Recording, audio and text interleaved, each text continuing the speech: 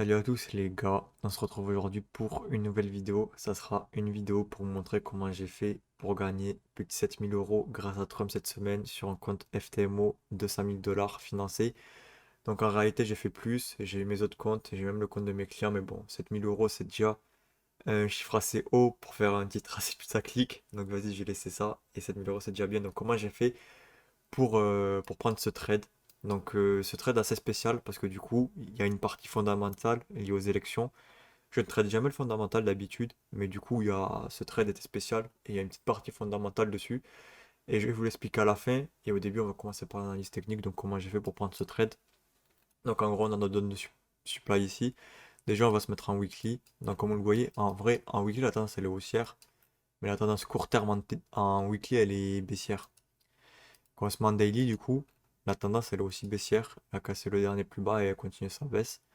Et du coup, quand on se met en H4, c'est baissier aussi. Donc, limite, on va dire que le weekly est haussier quand même, parce que, ouais, ça c'est kit. Mais on va dire que le daily, le H4 est déjà très baissier. Donc, ça fait que on va privilégier les ventes sur ce graphique et non les achats. Du coup, quand je me suis dit que je allais privilégier les ventes cette semaine, et pour trouver un point d'entrée, il faut se mettre en M15. Donc là, j'avais tracé ma zone de supply ici. Après, si vous voulez savoir, il y en avait d'autres ici, il y en avait d'autres ici, etc. Mais bon, c'était pas celle qui nous intéresse. Et du coup, après, je suis allé en M15 voir mes points d'entrée. C'est tout le temps la même chose, les gars. J'ai expliqué ça sur toutes les vidéos que j'ai faites. C'est tout le temps la même chose. Je suis allé en M15. J'ai trouvé un chiffre de tendance. Donc, j'ai trouvé un chiffre de tendance qui était ici. Tac. Et du coup, j'ai pris position quand la bougie a clôturé sous le dernier plus bas pour montrer que la tendance allait repartir à la baisse. Donc, ce trade était pendant la nuit. J'étais resté éveillé. J'ai pris le trade à 1h du mat. 1h du matin, d'habitude, c'est pas dans mes sessions. Mais vu qu'il y avait l'élection de Trump, il y avait les élections américaines, je me suis dit, bon, je vais m'autoriser les traitements à cette période parce que j'avais analysé les dernières statistiques par rapport aux élections. Quand c'est les républicains qui passent, du coup, le camp de Trump, il y a souvent une chute de GBP/USD, ça veut dire une, une prise de puissance du dollar, que le dollar prend en valeur par rapport aux autres devises parce que Trump passe, simplement parce que les républicains passent, parce que c'est mieux pour l'économie, comme Bitcoin, comme tous les actifs à risque, Dow Jones, Nasdaq, tout a pris de la valeur le jour de l'élection de Trump. Voilà. Donc c'est pour vous dire le caractère fondamental qu'il y avait dans le trade aussi. Et du coup, j'ai attendu mon pattern, j'ai pris position sur mon setup. Et j'ai mis ça, en soi, il y avait pas. Enfin, en soi, il y avait un petit grain fondamental derrière ma prise de position, parce que sinon, j'aurais pas pris la position à 1h du matin. Donc c'est pour ça qu'il y a un petit caractère de fondamental, parce que sinon, j'aurais pas tradé pendant cette session asiatique. Mais sinon, tout le technique, c'est pareil. Et pour le TP, si vous voulez savoir, j'ai pris tout simplement le dernier plus bas, le temps que ça le chasse. Et pour prendre mes dispositions, parce que du coup, c'était un jour spécial, comme je vous l'ai dit, j'ai mis mon TP sur les 52 et quelques, voilà. J'avais mis mon TP pile ici.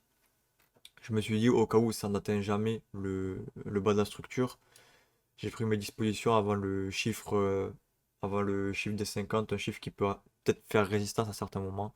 Donc j'ai pris mes profits ici, ça m'a fait un beau ratio de 3,70. Et voilà. Et du coup, je voulais vous expliquer, les gars, un petit caractère par rapport au fondamental. En fait, quasiment dans tous les sondages partout, Trump avait plus de chances de passer déjà. Et moi, je croyais, j'avais mes convictions. Et moi, j'étais sûr que ça allait être lui qui allait passer. Pourquoi? Parce que même quand on regarde sur les marchés, en fait, l'action du cours de Trump, la Trump Media, celui-là, si on se met en H4, ça fait depuis. Après, ok, ici il y a une grosse baisse. Mais depuis fin septembre, il y a une montée en force du cours de l'action, comme si le marché avait prédit que Trump allait passer. En gros, ça c'était le pricing. Le marché avait pricé que Trump allait passer. Et comme vous le savez, les gars, sur les marchés, tout se passe à l'avance. C'est comme, je vais vous montrer juste l'exemple Covid pour ceux qui savent pas ou ceux qui n'étaient pas nés ou n'importe. Par exemple, le Nasdaq, on va remonter grave en arrière, on va se mettre en weekly, on va se remonter en 2020 lors du crash Covid. Enfin, là, on verra pas forcément le jour du coup, le 18. C'est comme vous le savez, le confinement, il a été annoncé mi-mars. Le confinement a été annoncé mi-mars. Et mi-mars, c'est quoi? C'est pile le bottom. c'est le bottom du marché, mi-mars. C'est le bottom du marché. Le marché, il a commencé à descendre un mois avant. Donc ça fait que si vous avez vérifié les marchés pendant que vous étiez dans le Covid, vous connaissez les marchés financiers en 2020, toute la baisse qu'il y a eu là a été pricée avant le confinement. Ça veut dire avant les confinements qui ont réellement niqué l'économie.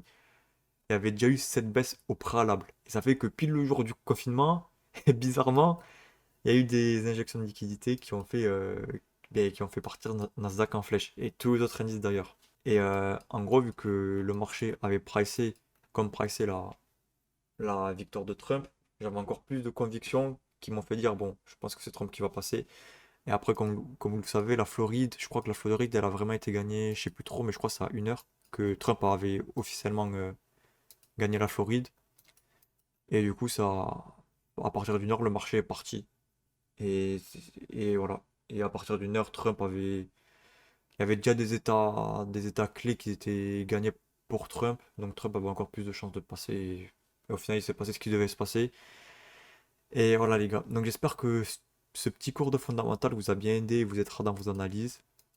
Les marchés financiers, au lieu d'être quelque chose qui peut vous faire gagner de l'argent, qui peut vous faire vivre, etc., c'est un excellent moyen de connaître la situation géopolitique du moment